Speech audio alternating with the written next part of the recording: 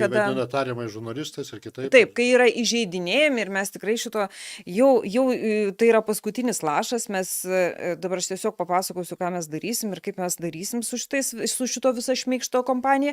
Mes šį kartą mes nuleidę galvas nebelauksime. Iš tikrųjų, tie žmonės, kurie šmeižia, kurie viešai šmeižia, mes susirinkę esame informaciją, kad jie neturi jokio pagrindo kalbėti, ką nors apie OPTV kaip antivalstybinius ten naratyvus platinančius ir kitokius dalykus. Arba profesinę etiką pažeidinėjančius. Nes tokių dalykų, tokių faktų tiesiog nėra. Tai mes tikriausiai kreipsimės į teismą dėl šitų visų dalykų ir mes tikimės, kad jūs būsite su mumis šitame visame. Mes tikrai turime apginti savo gerą vardą. Aš per visą šitą laikotarpį aš pamiršau, kad aš turiu Vinco Kudirkos premiją. Bet per šitą visą volų važiavimą, kad aš turiu kuo didžiuotis savo karjerai. Kad tu visus metus studijavai žurnalistiką Atlantoje universitetą, kur kokia Garbačiauskaitė, arba kokia ten, kaip jūs pavadė? Ketlerienė. Gudilkina. Gudilkina Ketlerienė. Taip sakant, ar jos gali lygintis su tavim, pavyzdžiui? Su mano išsilavinimu tikriausiai ne, bet tai čia ne apie tai kalba, bet aš tiesiog... Tai yra apie profesiją. Tiesiog pojūtis yra toksai, kad tave visą laiką žemina ir tu savo akyse pradedi mažėti, tu pradedi pamiršti, kas tu esi, ką tu padarėjai. Bet tai mes vis tiek jau kaip čia mušti ir visai atlaikysime. Taip. Bet kaip, man labiausiai gaila tų jaunų žmonių, kurie mokosi Vilniaus universiteto komunikacijos fakultete ir jiem dėsto tokie dėstytojai, kurie verčia juos pasirašyti kolektyvinius skundus ir patys pasirašo atneštos Garbačiauskaitės, neva simuliuoja diskusiją, ką te diskutuoti, kai Garbačiauskaitė atneša gatavą, labai blogai parašytą skundą. Ir vėl parašo studentams skundą, kurie pasirašo, su stiliaus klaidom. Komunikacijos fakultetas ir išleidžia ten eilė, yra stiliaus klaidos šiurkščios. Ten tiesiog nelietuviškai parašyta. Ne, tai tiesiog yra nemokšų. Ir jie kalba apie docentės Jolantos Mažylės profesionalumą. Jie drįsta kalbėti nemokšto sambūris.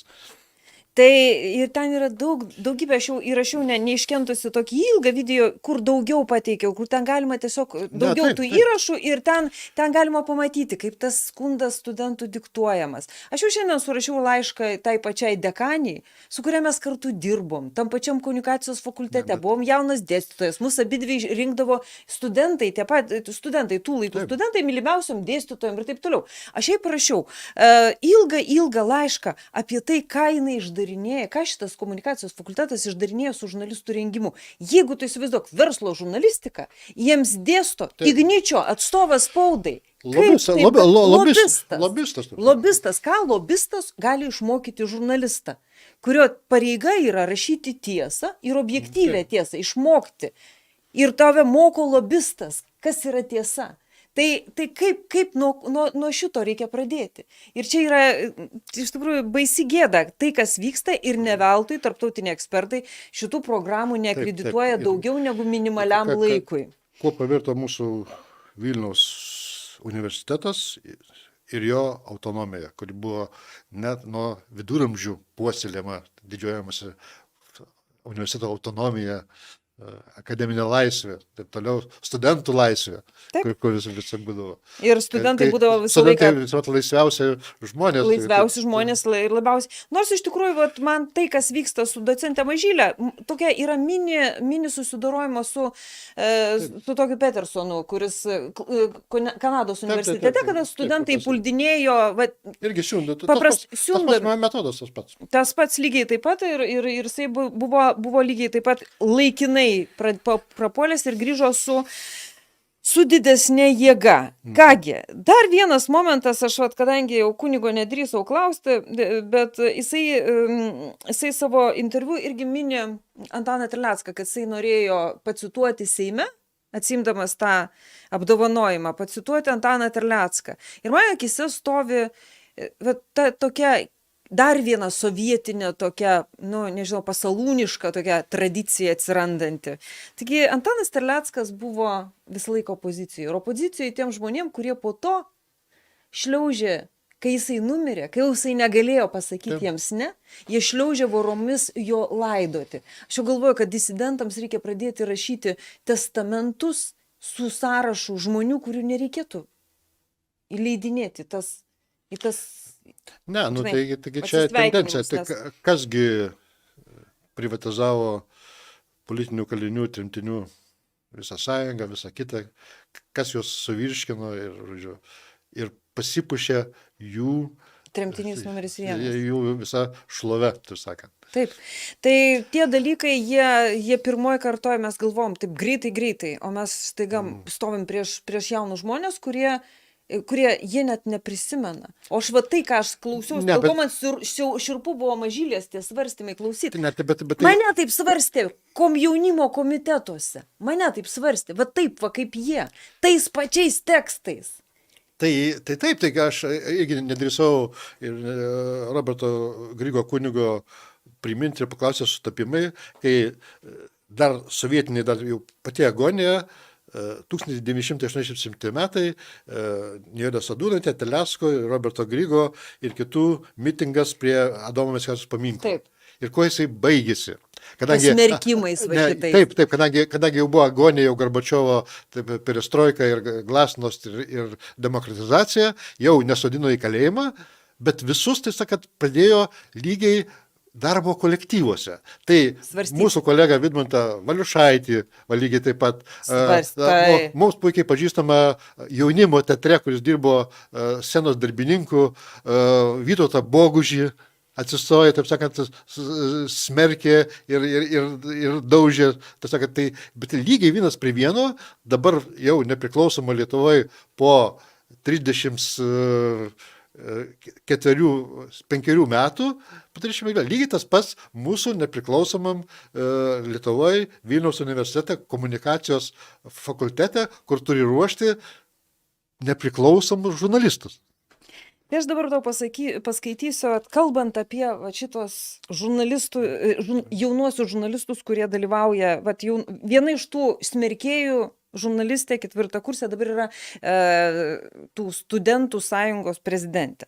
Ir ką jinai atrašo, čia yra klasika, čia yra tarybinė klasika. Jinai sako, kad skandalas, nutekinti įrašai su studijų programos komiteto posėdžiuose, kurioje dalyvaujantys studentai atstovės ne tik, kad negavo klausimų apie leidimą naudoti jų atvaizdą viešuose įvairiuose kanaluose, bet dar ir yra viešai aptarinėjami, kaip skundikai sukurstyti studentai, kaip nesugebėsintis pabaigti bakalauro ir taip toliau. Tiesa, vardančių faktinių aplinkybių dabar jinai aiškina, kad čia dabar bus ne tik tai šitas, bus kreipatasi dar ir magistrų komitetas visas svarstys. Tarsi, žmogus dabar jie ginasi tuo, kad jie atvaizdo nedavė. Aš tai mergeliai parašiau, sakau, o jūs norite slėpti tik atvaizdą ar ir veiklos turinį? Tai galima ten užbliūrinti, niekas niekada apie šitą tokią žurnalistę, niekada jos nei skaitys, nei žiūrės, čia yra pasmerktas žmogus. Šitokie, tiesiog aš kaip profesionalė galiu sakyti, net neverta vargti. Laikas eiti į partiją, kokią nors ten atstovę spaudą, ar ten nešiot popieriukus iš daugyklos viršininkų. Bet tai irgi reikės, vis tiek ir ten gabumų reikia ryšių pagaliau. Taip. Tai, bet šitie žmonės, jie net nesupranta, kad iš principo... Kaip juos suluošino. O čia yra baisiausia. Juos jaunus suluošina. Taip. Ir aš dėl to sakau, galima ten užbliūrinti netgi tuos veidus, bet turinys jisai lieka, gėdingas turinys. Aš tikiuosi, jisai bus ir kada nors ta pati panelė pasižiūrės į save. po 10 metų YouTube'ės kur nors, ar kur nors, žinai, išlys. Kadangi- Ir jie pamatys kadangi- save ir jiems bus nors, aš tikiuosi, kad kada nors jiems bus gėda. Kadangi Dėl to. tos panelės ir paneliai nieko neskaito, kaip aš matau, tai jos nežino tos frazės, kad